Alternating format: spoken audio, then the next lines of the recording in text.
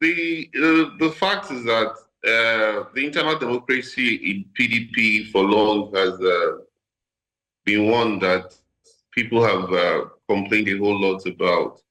I think the former governor, it was obvious once he didn't get the ticket that he was going to certainly be on his way out of the party, because if you remember the elections that held in Imo State, he didn't participate, so to say, after he withdrew from the race.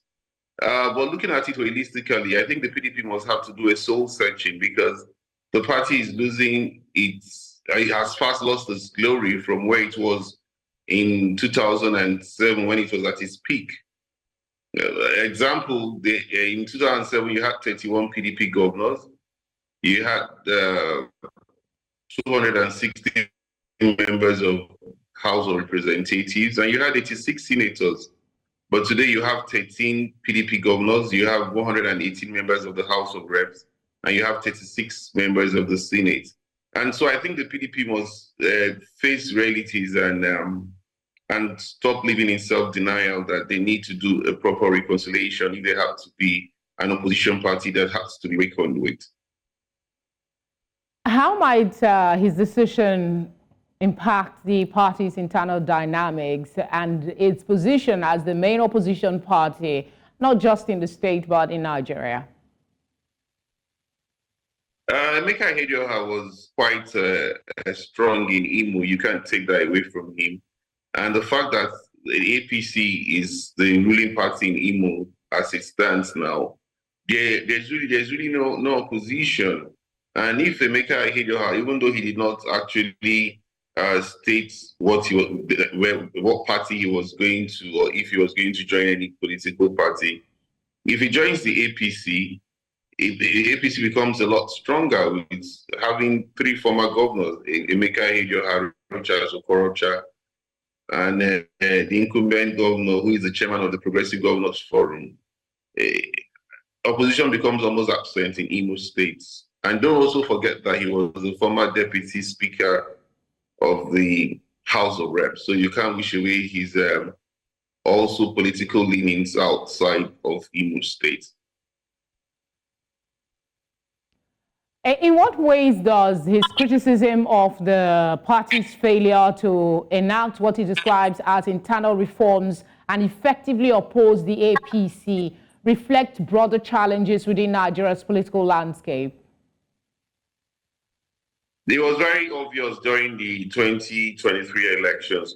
For example, a lot of us that used to be members of the PDP, one of the reasons I left was the fact that the internal democracy in Delta was quite absent as the last primaries of the party.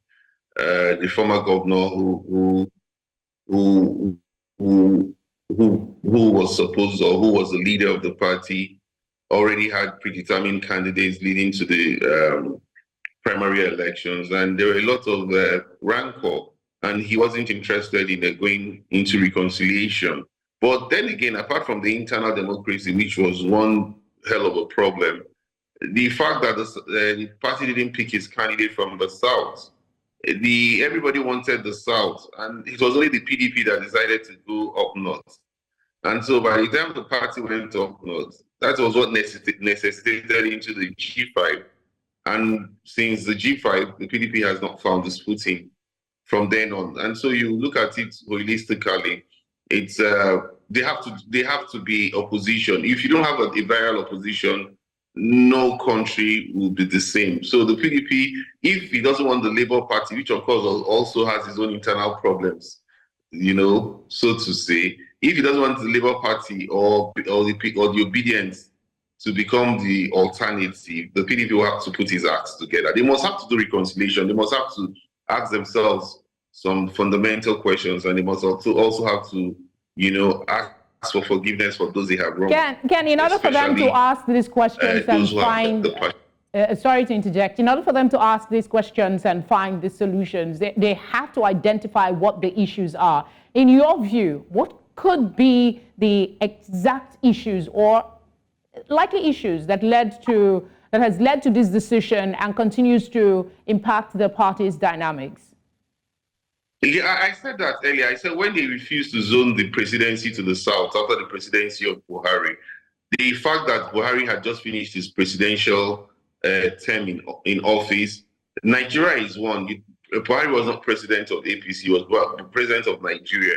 And so it had gone to the north for 8 years, and people were clamoring for it to come to the south. But a lot of the governors who had declared, for example, for the southern part of the country, the Asaba declaration was championed by my former governor, Kowa, but you found him being one who readily gave himself up to become the vice presidential candidate to a northern candidate, which was Atiku. And that was where the beginning of the divide started. People were very dissatisfied. And so if they can trace their steps to those decisions, and I see them making those mistakes again, because even in the last meeting they had, the body language of Atiku did not tell me that he was one who was not ready to run again in 2027. All right, Ken, we'll have to leave it there. Thank you very much, as always, for speaking with us. We appreciate your input. My pleasure.